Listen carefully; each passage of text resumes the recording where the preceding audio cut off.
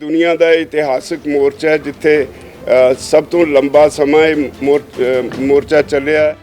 सारे स्टेटां दे विच वो जाके असी प्रचार करांगे भी जिन्हों मर्जी वोट दिओ, सिर्फ बीजेपी नूं सज़ा दिओ, उन्होंने वोट नहीं देनी।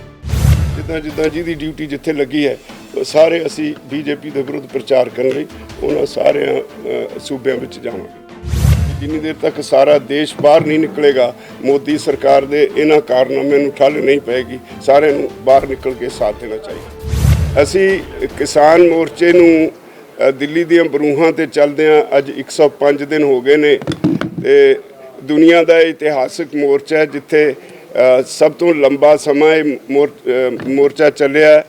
उत्थे सब तो वध अज तक का पीसफुल मोर्चा और सब तो वध पार्टिसिपेशन वाला मोर्चा यह रहा।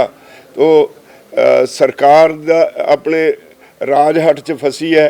तो असी ये फैसला किया है भी हुण जिहड़ी 5 स्टेटां दे विच इलैक्शन हो रही है उत्थे असी टीमां बनाईआं। सारे स्टेटां दे विच वो जाके असी प्रचार करांगे भी जिन्हों मर्जी वोट दिओ, सिर्फ बीजेपी नूं सज़ा दिओ, उन्होंने वोट नहीं देनी।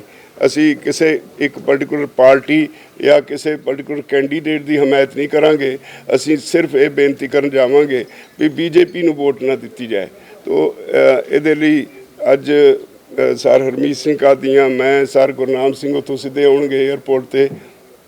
असी अज कलकत्ते जावांगे ते कल नूं उत्थे एक रैली भी होएगी और असी 294 उत्थे हलके ने असैंबली दे 294 गड्डियां कल नूं हरी झंडी दे के हर हल्के च एक गड्डी लिटरेचर वंडण वास्ते किसान मोर्चे के संबंध उत्थों कल नूं असी उन्हां नूं तोरांगे सारे हल्किਆਂ ਦੇ ਵਿੱਚ ਤੇ जिथे हर रोज़ तकरीबन 3 ਤੋਂ 4 रैलियां एक ग्रुप एड्रैस करेगा।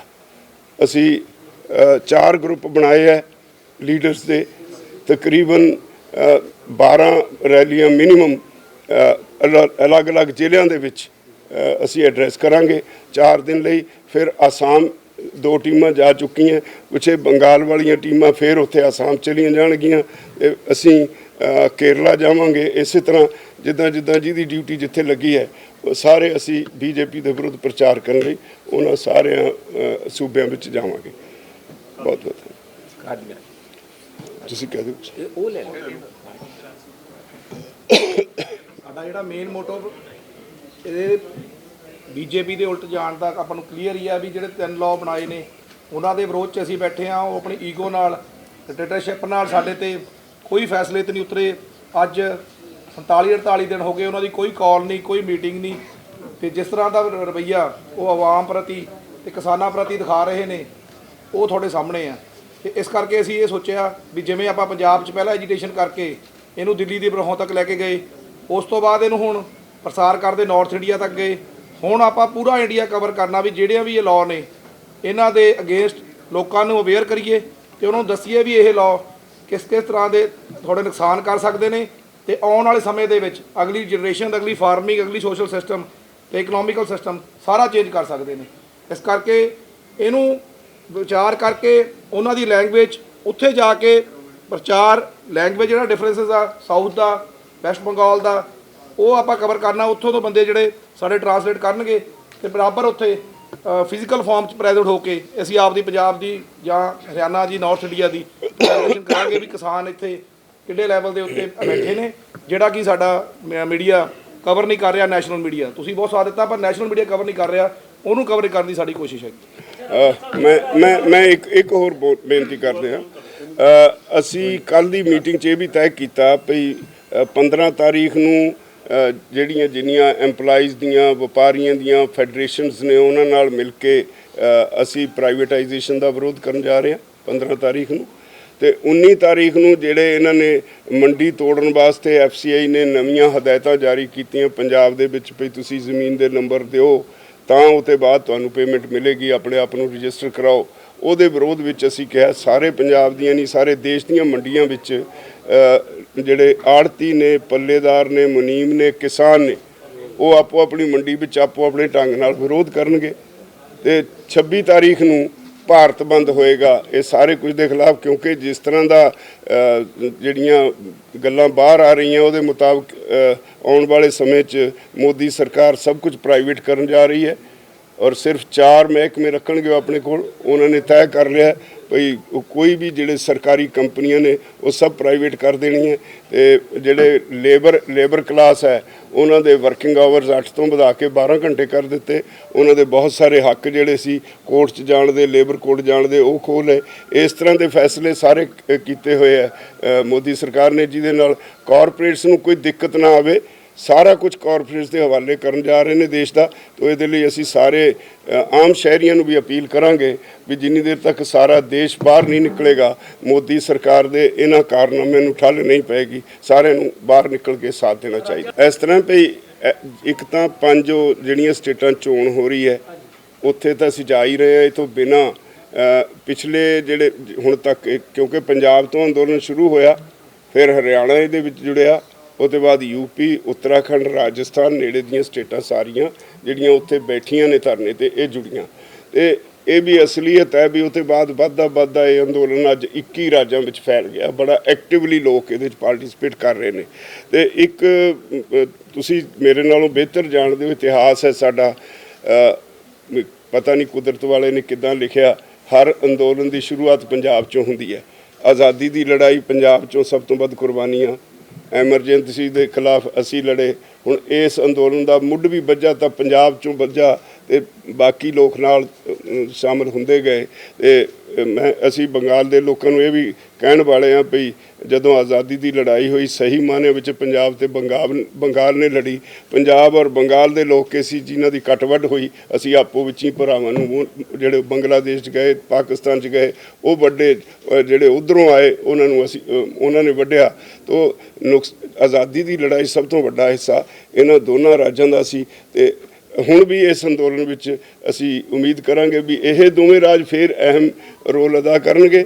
ਸਾਰੀਆਂ ਸਟੇਟਾਂ ਵਿੱਚ ਅਸੀਂ ਕਿਸਾਨਾਂ ਨੂੰ ਤਾਂ ਅਪੀਲ ਕਰਨੀ ਹੈ, ਆਮ ਲੋਕਾਂ ਨੂੰ ਜਿਸ ਤਰ੍ਹਾਂ ਦਾ ਹੁਣ ਲੇਟੈਸਟ ਆਈ ਜਾ ਰਿਹਾ ਬਾਹਰ ਜੋ ਕੁਝ ਮੋਦੀ ਸਰਕਾਰ ਕਰਨ ਜਾ ਰਹੀ ਹੈ, ਕਿਸੇ ਵਰਗ ਨੂੰ ਬਖਸ਼ਣਾ ਨਹੀਂ ਇਹਨਾਂ ਨੇ। ਤੋ ਇਸ ਲਈ ਅਸੀਂ ਸਾਰੇ ਦੇਸ਼ ਵਿੱਚ ਜਾਵਾਂਗੇ, ਭਾਵੇਂ ਸਾਨੂੰ ਸਪੋਰਟ ਮਿਲਦੀ ਹੈ। ਅਸੀਂ ਆਉਣ ਵਾਲੇ ਦਿਨਾਂ ਵਿੱਚ ਆਪਣੀਆਂ ਟੀਮਾਂ ਬਣਾ ਕੇ ਹਰ ਰਾਜ ਵਿੱਚ ਜਾ ਕੇ ਲੋਕਾਂ ਨੂੰ ਵੱਡੀਆਂ ਰੈਲੀਆਂ ਕਰਕੇ ਇਹ ਅੰਦੋਲਨ ਨੂੰ ਹੋਰ ਤੇਜ਼ ਕਰਨ ਲਈ ਕਹਾਂਗੇ। ਰਾਜੇਵਾਲ ਸਾਹਿਬ, ਮੋਦੀ ਸਰਕਾਰ ਵੱਡਾ ਦੋਸ਼ ਲਾ ਰਹੀ ਹੈ ਵੀ ਕਿਸਾਨ ਜਥੇਬੰਦੀਆਂ ਸਿਆਸਤਕਾਰੀਆਂ ਨੇ ਇਹ ਮੋਦੀ ਨੂੰ ਡੀਫੇਮ ਕਰ ਰਹੀਆਂ ਨੇ। ਇਹਨਾਂ ਵਿੱਚ ਕਾਮਰੇਡ ਨੇ, ਉਹਨਾਂ ਦਾ ਕੰਮ ਹੀ ਇਹੀ ਹੈ ਵੀ ਸਰਕਾਰਾਂ ਵਿਰੁੱਧ ਲੜਨਾ। ਜਦੋਂ ਤੁਸੀਂ ਕੋਲਕਾਤਾ ਜਾਓਗੇ ਜਾਂ ਤੁਸੀਂ ਬਿਹਾਰ ਜਾਓਗੇ, ਉੱਥੇ ਜਾ ਕੇ ਕਹੋਗੇ ਕਿ ਬੀਜੇਪੀ ਨੂੰ ਵੋਟ ਨਾ ਪਾਓ, ਉਹਦਾ ਅਰਥ ਇਹੀ ਹੈ ਵੀ ਤੁਸੀਂ ਕਿਸੇ ਹੋਰ ਦੀ ਸਪੋਰਟ ਕਰ ਰਹੇ ਜਾਂ ਕੋਈ ਹੋਰ ਜਿੱਤੇਗਾ ਤੇ ਲੱਗੂਗਾ ਨਹੀਂ ਕਿ ਤੁਹਾਡੇ ਤੇ 25 ਸਟੈਂਪ ਲੱਗ ਕੇ ਦੇਖ ਲਓ ਇਹ ਤਾਂ ਹੁਣ ਵੋਟਾਂ ਵੀ ਮੰਗ ਰਹੇ ਨੇ ਤੇ ਸਿਆਸਤ ਕਰ ਰਹੇ। ਨਹੀਂ, ਇਸ ਤਰ੍ਹਾਂ ਨਹੀਂ। ਅਸੀਂ ਕਿਸੇ ਪਰਟੀਕੂਲਰ ਕੈਂਡੀਡੇਟ, ਕਿਸੇ ਪਾਰਟੀ ਵਾਸਤੇ ਵੋਟ ਨਹੀਂ ਮੰਗਾਂਗੇ। ਉੱਥੇ 3-4 ਪਾਰਟੀਆਂ ਹੋਰ ਵੀ ਹੋ ਸਕਦੀਆਂ। ਅਸੀਂ ਸਿਰਫ ਤੇ ਸਿਰਫ ਬੀਜੇਪੀ ਦਾ ਵਿਰੋਧ ਕਰਨ ਲਈ ਜਾਵਾਂਗੇ। ਇੱਕ ਤਾਂ ਇਹ ਬੜੀ ਸਾਫ਼ ਗੱਲ ਹੈ। ਬਾਕੀ ਮੋਦੀ ਸਰਕਾਰ ਦੇ ਕੋਲ ਕਹਿਣ ਲਈ ਕੁਝ ਨਹੀਂ। ਉਹ ਜਿਸ ਤਰ੍ਹਾਂ ਅਸੀਂ ਉਹਨਾਂ ਨੂੰ ਇਹ ਕਾਨੂੰਨਾਂ ਦੇ ਸੰਬੰਧ 'ਚ ਬਾਰ-ਬਾਰ, ਇੱਕ ਵਾਰ ਨਹੀਂ 3-4 ਵਾਰ ਅਸੀਂ ਕਲੌਜ਼ ਬਾਈ ਕਲੌਜ਼ ਬਹਿਸ ਕੀਤੀ ਤੇ ਹਰ ਕਲੌਜ਼ ਦੀ ਬਹਿਸ ਤੋਂ ਬਾਅਦ ਉਹ ਕਹਿੰਦੇ ਸੀ ਅੱਛਾ ਇਹਦੇ 'ਚ ਇਹ ਅਮੈਂਡਮੈਂਟ ਕਰ ਦਿੰਦੇ ਹਾਂ। ਅਗਲੀ ਵਾਰੀ ਹੋਰ ਅਗਲੀ ਕਲੌਜ਼ 'ਤੇ ਹੋਈ, ਅੱਛਾ ਇਹਦੇ 'ਚ ਇਹ ਅਮੈਂਡਮੈਂਟ ਕਰ ਦਿੰਦੇ ਹਾਂ। ਤੇ ਸਾਡਾ ਕਹਿਣਾ ਸੀ ਜੇ ਇੰਨੀਆਂ ਅਮੈਂਡਮੈਂਟਾਂ ਹੀ ਕਰਨੀਆਂ ਨੇ ਫਿਰ ਇਹਦੇ ਵਿੱਚ ਹੈ ਕੁਝ ਨਹੀਂ ਤਾਂ ਇਹਨੂੰ ਵਾਪਸ ਕਿਉਂ ਨਹੀਂ ਲੈਂਦੇ। ਅੱਜ ਉਹਨਾਂ ਨੇ ਇਹਨੂੰ ਇੱਜ਼ਤ ਦਾ ਸਵਾਲ ਬਣਾਇਆ ਕਿਉਂਕਿ ਅੱਜ ਤੱਕ ਦੇਸ਼ ਦੀ ਆਜ਼ਾਦੀ ਤੋਂ ਬਾਅਦ ਕੋਈ ਵੀ ਕਾਨੂੰਨ ਨਹੀਂ ਜਿਹੜਾ ਬਣਦੇ ਸਾਰੇ ਰਿਪੀਲ ਕਰਨ ਦੀ ਮੰਗ ਉੱਠੀ ਹੋਵੇ। ਇਹ ਪਹਿਲੀ ਵਾਰੀ ਹੋਇਆ। ਪਹਿਲੀ ਵਾਰੀ ਕਾਨੂੰਨ ਨੇ ਜਿਨ੍ਹਾਂ ਦੇ ਖਿਲਾਫ ਇੱਕਦਮ ਆਵਾਜ਼ ਉੱਠੀ ਵੀ ਰਿਪੀਲ ਕੀਤੇ ਜਾਣ। ਅਮੈਂਡਮੈਂਟਸ ਵੀ 20-20, 30-30 ਸਾਲ, 50 ਸਾਲ ਬਾਅਦ ਹੁੰਦੀਆਂ ਨੇ। ਅਮੈਂਡਮੈਂਟਸ ਵੀ ਕਦੇ ਨਹੀਂ ਹੋਈਆਂ। ਇੱਥੇ ਤਾਂ ਰਿਪੀਲ ਕਰਨ ਤੇ ਗੱਲ ਆ ਗਈ। ਇਸ ਕਰਕੇ ਉਹਨਾਂ ਨੂੰ ਕੋਈ ਸਾਡੀ ਕਿਸੇ ਗੱਲ ਦਾ ਉਹਨਾਂ ਕੋਲ ਜਵਾਬ ਹੈ ਨਹੀਂ। ਝੂਠ ਬੋਲਣ ਦਾ ਉਹਨਾਂ ਨੇ ਪੂਰਾ ਹੀ ਠੇਕਾ ਲਿਆ ਔਰ ਇਹ ਮੇਰੇ ਕਹਿਣ ਵਾਲੀ ਗੱਲ ਨਹੀਂ, ਸਾਰੇ ਸਮਝਦੇ ਆ ਵੀ ਹਰ ਪੈਰ ਤੇ ਲੋਕਾਂ ਨੂੰ ਗੁੰਮਰਾਹ ਕਰਨਾ ਬੀਜੇਪੀ ਦਾ ਇੱਕ ਮੁੱਢਲਾ ਫਾਰਮੂਲਾ ਹੋ ਗਿਆ। ਰਾਜੇਵਾਲ ਸਾਹਿਬ, ਪਹਿਲੀ ਗੱਲ ਤਾਂ ਇਹ ਹੈ ਕਿ ਕੀ ਤੁਸੀਂ ਮਹਿਸੂਸ ਕਰਦੇ ਹੋ ਕਿ ਜੇ ਪੱਛਮੀ ਬੰਗਾਲ ਦੇ ਵਿੱਚ ਭਾਜਪਾ ਨੂੰ ਤੁਸੀਂ ਸੱਤਾ ਜਾਣ ਤੋਂ ਰੋਕ ਲੈਂਦੇ ਹੋ ਤਾਂ ਕਿਸਾਨ ਅੰਦੋਲਨ ਦਾ ਸੁਨੇਹਾ ਤਕੜਾ ਜਾਊਗਾ ਤੇ ਉਹ 3 ਦਿਨ ਵਾਪਸੀ ਲਈ ਤੁਹਾਨੂੰ ਫਿਰ ਸੱਦਾ ਦੇਣਗੇ ਗੱਲਬਾਤ ਲਈ? ਪਹਿਲਾ ਤਾਂ ਇਹ। ਦੂਸਰਾ, ਪੱਛਮੀ ਬੰਗਾਲ ਨਾਲੋਂ ਹਰਿਆਣਾ ਜ਼ਿਆਦਾ ਨੇੜੇ ਸੀ। ਕੀ ਹਰਿਆਣਾ ਸਰਕਾਰ ਡੇਗਣ ਤੇ ਸੰਯੁਕਤ ਮੋਰਚੇ ਨੇ ਉਨੀ ਕੰਮ ਨਹੀਂ ਕੀਤਾ ਜਿਹਦਾ ਅਸਰ ਕੱਲ੍ਹ ਵੀ ਦਿਖਿਆ? ਨਹੀਂ, ਇਸ ਤਰ੍ਹਾਂ ਨਹੀਂ। ਹਰਿਆਣੇ ਦੇ ਵਿੱਚ ਲੋਕੀ ਜਿਹੜੇ ਐਮਐਲਏਜ਼ ਨੇ ਉਹਨਾਂ ਦੇ ਜਾ ਕੇ ਮੈਮੋਰੰਡਮ ਦਿੱਤੇ ਹੈ, ਜਿਹੜੇ ਲੀਡਰ ਸੀ ਉਹਨਾਂ ਦੇ ਘਰਾਂ ਦੇ ਅੱਗੇ ਲੰਬੇ ਧਰਨੇ ਦਿੱਤੇ ਹੈ, ਤੇ ਜੇ ਉਹਨਾਂ ਨੇ ਨਹੀਂ ਸਾਥ ਦਿੱਤਾ ਤਾਂ ਉਹਦੀ ਸਜ਼ਾ ਲੋਕੀ ਜ਼ਰੂਰ ਦੇਣਗੇ। ਇਹਦੇ 'ਚ ਕੋਈ ਦੋ ਰਾਏ ਨਹੀਂ। ਲੋਕਾਂ ਦੇ ਵਿੱਚ ਗੁੱਸਾ ਵਧਿਆ। ਬਾਕੀ ਜਿੱਥੋਂ ਤੱਕ ਬੰਗਾਲ ਦਾ ਸਵਾਲ ਹੈ, ਸਾਨੂੰ ਲੱਗਦਾ ਵੀ ਕਿਉਂਕਿ ਉੱਥੇ ਸਾਡੀਆਂ ਜਿਹੜੀਆਂ ਆਰਗੇਨਾਈਜੇਸ਼ਨਸ ਨੇ ਆਲਰੇਡੀ ਬਹੁਤ ਸਰਗਰਮ ਹੋ ਚੁੱਕੀਆਂ, ਔਰ ਉਹਨਾਂ ਨੇ ਆਪ ਇਹ ਪਲਾਨ ਕੀਤਾ ਵੀ ਤੁਸੀਂ ਸਾਨੂੰ 294 ਗੱਡੀਆਂ ਹਰੀ ਝੰਡੀ ਦੇ ਕੇ ਤੋਰੋ। 294 ਦੇ 294 ਹਲਕਿਆਂ 'ਚ ਲਿਟਰੇਚਰ ਅਸੀਂ ਉਹਨਾਂ ਨੂੰ ਭੇਜ ਦਿੱਤਾ ਹੋਇਆ। ਉਹ ਜਾ ਕੇ ਲੋਕਾਂ ਨੂੰ, ਕਿਸਾਨਾਂ ਨੂੰ ਵੰਡਣਗੇ। ਤੋ ਅਸੀਂ ਆਸ ਕਰਦੇ ਹਾਂ ਵੀ ਹੁੰਗਾਰਾ ਜਿਸ ਤਰ੍ਹਾਂ ਦਾ ਮਿਲ ਰਿਹਾ ਵੀ ਬੀਜੇਪੀ ਨੂੰ ਉੱਥੇ ਚੰਗਾ ਝਟਕਾ ਮਿਲੇਗਾ। ਨਿਰਾ ਉੱਥੇ ਨਹੀਂ, ਅਸੀਂ ਤਾਂ ਦੂਸਰੀਆਂ ਸਟੇਟਾਂ 'ਚ ਵੀ ਜਾ ਰਹੇ ਹਾਂ। ਰਾਜੇਵਾਲ ਸਾਹਿਬ ਕੱਲ੍ਹ ਤੁਸੀਂ ਸੰਯੁਕਤ ਕਿਸਾਨ ਮੋਰਚੇ ਦੀ 9 ਮੈਂਬਰੀ ਕਮੇਟੀ ਬਣਾਈ ਹੈ, ਜਿਹੜੀ 32 ਮੈਂਬਰੀ ਕਮੇਟੀ ਸੀ ਉਸਨੂੰ 9 ਮੈਂਬਰੀ ਕਰ ਦਿੱਤਾ ਹੈ। ਉਹਦੇ ਪਿੱਛੇ ਕੀ ਕਾਰਨ ਰਿਹਾ? ਨਹੀਂ, ਉਹਨੂੰ ਉਹ ਕਿਸੇ ਨੇ ਮਿਸਕੋਟ ਕੀਤਾ, ਉਹਨੂੰ ਸਮਝਣ ਦੀ ਕੋਸ਼ਿਸ਼ ਕਰੋ। ਆਲਰੇਡੀ ਨੈਸ਼ਨਲ ਲੈਵਲ ਦੀ ਬਾਡੀ 'ਚ 7 ਮੈਂਬਰ ਸੀ। ਸਰ ਜੋਗਿੰਦਰ ਸਿੰਘ ਉਗਰਾਹਾਂ ਤੇ ਟਕੈਤ ਸਾਹਿਬ ਦੇ ਭਾਈ ਸਾਹਿਬ, ਉਹ ਯੁੱਧਵੀਰ ਟਕੈਤ, ਉਹ ਐਡ ਹੌਕ ਤੌਰ ਤੇ ਅਸੀਂ ਉਹਨਾਂ ਨੂੰ ਬੁਲਾਇਆ ਕਰਦੇ ਸੀ। ਉਹਨਾਂ ਨੂੰ ਰੈਗੂਲਰ ਕਰਕੇ 9 ਮੈਂਬਰੀ ਬਣੀ ਹੈ। ਕੋਈ ਐਸੀ ਨਹੀਂ ਵੀ ਕੋਈ ਨਵਾਂ ਕੁਝ ਕਰਤਾ। ਸਾਨੂੰ ਜਿਸ ਤਰ੍ਹਾਂ ਜਿਉਂ ਬਾਹਰਲੀਆਂ ਸਟੇਟਾਂ 'ਚੋਂ ਕੱਲ੍ਹ ਨੂੰ ਹੋਰ ਵੀ ਜਿਹੜੇ ਐਕਟਿਵਲੀ ਇੱਥੇ ਆ ਸਕਦੇ ਆ ਮੋਰਚੇ ਤੇ, ਉਹਨੂੰ ਫਿਰ ਵੀ ਐਡ ਕਰ ਸਕਦੇ ਆ। ਪਰ ਇਹਦਾ ਜਿਸ ਤਰ੍ਹਾਂ ਕੱਲ੍ਹ ਕੋਟ ਕੀਤਾ ਗਿਆ ਕਿਸੇ ਵੱਲੋਂ, ਉਹ ਗਲਤ ਸੀ। ਰਾਜੇਵਾਲ ਸਾਹਿਬ ਸਵਾਲ ਇਹ ਹੈ ਕਿ ਤੁਸੀਂ ਇੱਕ ਤਾਂ ਇਹ ਹੈ ਵੀ ਤੁਸੀਂ ਜਿੰਨੇ ਕਿਸਾਨ ਆਗੂ ਆ 5 ਰਾਜਾਂ ਦੇ ਵਿੱਚ ਪ੍ਰਚਾਰ ਕਰਨ ਜਾ ਰਹੇ ਨੇ ਬੀਜੇਪੀ ਦੇ ਖਿਲਾਫ, ਕੀ ਤੁਹਾਨੂੰ ਇਹ ਨਹੀਂ ਲੱਗ ਰਿਹਾ ਕਿ ਬੀਜੇਪੀ ਨੂੰ ਹਰਾਉਣ ਵਾਸਤੇ ਉੱਥੇ ਦੀ ਜਿਹੜੀ ਇੱਕ ਵੱਡੀ ਪਾਰਟੀ ਦੀ ਜਿਹੜੀ ਬੀਜੇਪੀ ਦੇ ਖਿਲਾਫ ਲੜਾਈ ਲੜ ਰਹੀ ਹੈ, ਕਿਉਂਕਿ ਆਪਾਂ ਦਾ ਮੇਨ ਮੰਤਵ ਹੈ ਬੀਜੇਪੀ ਨੂੰ ਹਰਾਉਣਾ। ਤੁਸੀਂ ਇਹ ਕਹਿ ਰਹੇ ਵੀ ਅਸੀਂ ਉੱਥੇ ਕਹਾਂਗੇ ਵੀ ਬੀਜੇਪੀ ਨੂੰ ਛੱਡ ਕੇ ਜਿਹਨੂੰ ਮਰਜ਼ੀ ਵੋਟ ਪਾਓ। ਕੀ ਇਹ ਨਹੀਂ ਤਾਂ ਚਾਹੀਦਾ ਕਿ ਬੀਜੇਪੀ ਨੂੰ ਹਰਾਉਣ ਵਾਸਤੇ ਜਿਹੜੀ ਉੱਥੇ ਦੀ ਜੇਤੂ ਧਿਰ ਆ ਉੱਥੇ ਉਹਨਾਂ ਦਾ ਮੁਕਾਬਲਾ ਕੀਤਾ ਜਾਂਦਾ? ਨੰਬਰ 1 ਜੀ।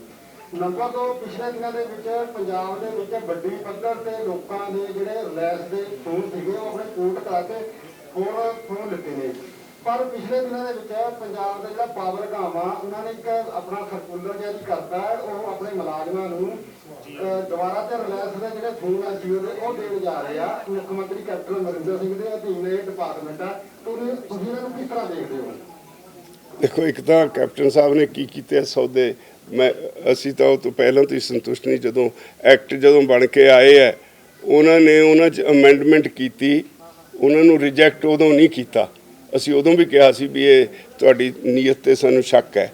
ਇਸੇ ਤਰ੍ਹਾਂ ਜਿਹੜੇ ਇਹਦੇ ਜੀਓ ਦੇ ਹੈਗੇ ਨੇ, ਉਹਨਾਂ ਨੇ ਕੋਈ ਸਮਝੌਤਾ ਕੀਤਾ ਹੈ ਤੇ ਕਿਸਾਨਾਂ ਨੂੰ ਉਹ ਤੋਂ ਕੋਈ ਬਹੁਤੀ ਆਸ ਨਹੀਂ। ਸਾਡੇ ਵਾਸਤੇ ਤਾਂ ਇਹ ਸਭ ਇੱਕੋ ਜਿਹੇ ਨੇ। ਤਾਂ ਅਗਲੀ ਗੱਲ, ਦੂਜਾ ਤੁਹਾਡਾ ਸਵਾਲ ਸੀ ਪੱਛਮੀ ਬੰਗਾਲ 'ਚ ਹਾਂ, ਅਸੀਂ ਉੱਥੇ 2 ਪਾਰਟੀਆਂ ਨੇ, ਲੈਫਟਿਸਟ ਵੀ ਨੇ, ਉੱਥੇ ਮਮਤਾ ਵੀ ਹੈ, ਉੱਥੇ ਬੀਜੇਪੀ ਹੈ। ਅਸੀਂ ਕਿਸੇ ਇੱਕ ਨਾਲ ਬੱਝੇ ਨਹੀਂ, ਅਸੀਂ ਕੋਈ ਖੁਦ ਪੋਲੀਟੀਕਲ ਗਰੁੱਪ ਨਹੀਂ। ਇਸ ਕਰਕੇ ਅਸੀਂ ਤਾਂ ਉੱਥੇ ਜਾ ਕੇ ਆਪਣਾ ਜੋ ਫੈਸਲਾ ਜਥੇਬੰਦੀਆਂ ਦਾ, ਉਹਦੇ ਮੁਤਾਬਕ ਇਹੀ ਕਹਾਂਗੇ ਵੀ ਜਿਹਨੂੰ ਮਰਜ਼ੀ ਵੋਟ ਪਾ ਦਿਓ, ਪਰ ਬੀਜੇਪੀ ਨੂੰ ਨਾ ਵੋਟ ਪਾਓ। ਸਾਡਾ ਵਿਰੋਧ ਬੀਜੇਪੀ ਨਾਲ। ਰਾਜੇਵਾਲ ਜੀ, ਜਿਸ ਤਰ੍ਹਾਂ ਦੀ ਸਥਿਤੀ ਬਣੀ ਵੀ ਹੈ ਇਸ ਵੇਲੇ, ਆਪਾਂ ਨੂੰ ਪਤਾ ਕਿ ਕੇਂਦਰ ਸਰਕਾਰ ਬਾਰ-ਬਾਰ ਇਹ ਕਹਿ ਰਹੀ ਹੈ ਕਿ 3 ਖੇਤੀ ਕਾਨੂੰਨਾਂ 'ਚ ਸੋਧ ਕਰਵਾ ਲਓ, ਰੱਦ ਨਹੀਂ ਹੋਣਗੇ। ਬਹੁਤ ਲੰਬੇ ਸਮੇਂ ਤੋਂ ਸਾਰੇ ਹਿੰਦੁਸਤਾਨ ਦੇ ਲੋਕਾਂ ਦੇ ਮਨਾਂ 'ਚ ਸਵਾਲ ਹੈਗਾ ਕਿ ਕੀ ਕੋਈ ਗੱਲਬਾਤ ਦੇ ਅਸਾਰ ਹੈਗੇ ਇਸ ਵੇਲੇ, ਜਾਂ ਲੰਬੇ ਸਮੇਂ ਦੀ ਗੱਲਬਾਤ ਡੈਡਲੌਕ ਹੈ? ਦੇਖੋ, ਫਿਰ ਉੱਥੇ ਮੈਂ ਉਹੀ ਅਰਜ਼ ਕਰਾਂ, ਕਹਿਣ ਨੂੰ ਤਾਂ ਬੀਜੇਪੀ ਪ੍ਰਧਾਨ ਮੰਤਰੀ ਨੇ ਕਹਿਤਾ ਵੀ ਇੱਕ ਕਾਲ ਦੀ ਦੂਰੀ ਤੇ ਆ ਗੱਲਬਾਤ ਲਈ। ਸਾਨੂੰ ਉਹ ਨੰਬਰ ਨਹੀਂ ਲੱਭਦਾ ਕਿਹੜੇ ਨੰਬਰ ਤੇ ਕਿਸਾਨ ਟੈਲੀਫੋਨ ਕਰਨ।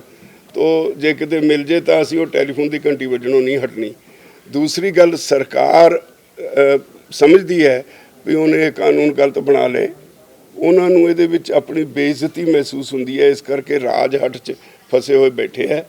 ਅਸੀਂ ਆਪਣਾ ਕੇਸ ਠੀਕ ਸਾਬਤ ਕਰ ਚੁੱਕੇ ਹਾਂ, ਔਰ ਅਸੀਂ ਉਦੋਂ ਤੱਕ ਨਹੀਂ ਉੱਠਾਂਗੇ ਜਦੋਂ ਤੱਕ ਉਹ ਕਾਨੂੰਨ ਵਾਪਸ ਨਹੀਂ ਹੋਵੇ। ਰਾਜੇਵਾਲ ਸਾਹਿਬ, ਤੁਸੀਂ ਕਲਕੱਤੇ ਜਾ ਰਹੇ ਹੈਗੇ, ਫਾਜ਼ੀਆ ਜੀ ਵੀ ਨਾਲ ਜਾ ਰਹੇ ਨੇ, ਹੋਰ ਤੁਹਾਡੇ ਜਿਹੜੇ ਕਿਸਾਨ ਆਗੂ ਨੇ ਉਹ ਮਹਾਪੰਚਾਇਤਾਂ ਦੇ ਵਿੱਚ ਆ ਰਹੇ ਨੇ, ਜੇਕਰ ਗੱਲ ਕਰੀਏ ਪਿੱਛੇ ਦੀ ਸਿੰਘੂ ਬਾਰਡਰ ਦੀ, ਟਿਕਰੀ ਬਾਰਡਰ ਦੀ, ਤਾਂ ਕਿਸੇ ਦੀ ਪਿੱਛੇ ਜ਼ਿੰਮੇਵਾਰੀ ਵੀ ਲਾ ਕੇ ਜਾ ਰਹੇ ਹੋ ਕਿ ਜੇਕਰ ਕੁਝ ਹੁੰਦਾ ਤਾਂ ਉਹ ਲੋਕ ਜਿਹੜੇ ਹੈਗੇ ਨੇ ਉਹ ਦੇਖਣਗੇ, ਕਿਉਂਕਿ ਕਾਫੀ ਉਹਨਾਂ ਦੇ ਵੀ ਜਿਸ ਤਰੀਕੇ ਨਾਲ ਮਰਕਜ਼ ਤੇ ਗੋਲੀਆਂ ਚੱਲੀਆਂ, ਹਮਲਾ ਹੋਇਆ ਸੀ, ਤਾਂ ਪਿੱਛੋਂ ਕੌਣ ਇਸ ਮੋਰਚੇ ਨੂੰ ਦੇਖੂਗਾ, ਕੌਣ ਕਿਹਦੀ ਜ਼ਿੰਮੇਵਾਰੀ ਲਾ ਕੇ ਜਾ ਰਿਹਾ? ਨਹੀਂ, ਡਾਕਟਰ ਦਰਸ਼ਨਪਾਲ ਹੋਰੀ 5-6 ਲੀਡਰਸ ਇੱਥੇ ਛੱਡੇ ਹੈ, ਇੱਦਾਂ ਨਹੀਂ ਅਸੀਂ ਸੁਣਨਾ ਨਹੀਂ ਸਾਰਾ ਕਿਸੇ ਮੋਰਚੇ ਨੂੰ ਛੱਡਿਆ। ਟਿਕਰੀ ਪ੍ਰੋਗਰਾਮ ਆਇਆ ਹੋਇਆ ਨਹੀਂ, ਉਹ ਫਿਰ ਉਦੋਂ ਤੇ ਵਾਪਸ ਆ ਜਾਣਾ। ਇੱਕ ਟੀਮ ਜਿਹੜੀ ਪਹਿਲੀ ਗਈ ਹੋਈ ਹੈ ਬੰਗਾਲ 'ਚ ਉਹਨੇ ਵਾਪਸ ਆ ਜਾਣਾ। ਇਨ ਦਾ ਮੀਨ ਟਾਈਮ ਇੱਕ ਟੀਮ ਆਸਾਮ ਗਈ ਹੋਈ ਹੈ, ਉਹਨੇ ਵਾਪਸ ਆ ਜਾਣਾ। ਇਹ ਰੋਟੇਸ਼ਨ ਹੈ, ਅਸੀਂ ਕੋਈ ਮੋਰਚਾ ਸੁਣਨਾ ਛੱਡਣ ਵਾਲੇ ਨਹੀਂ। 5 ਚੈਨਲ ਪੰਜਾਬੀ ਹੁਣੇ ਸਬਸਕ੍ਰਾਈਬ ਕਰੋ, ਬੈਲ ਆਈਕਨ ਤੇ ਕਲਿੱਕ ਕਰੋ।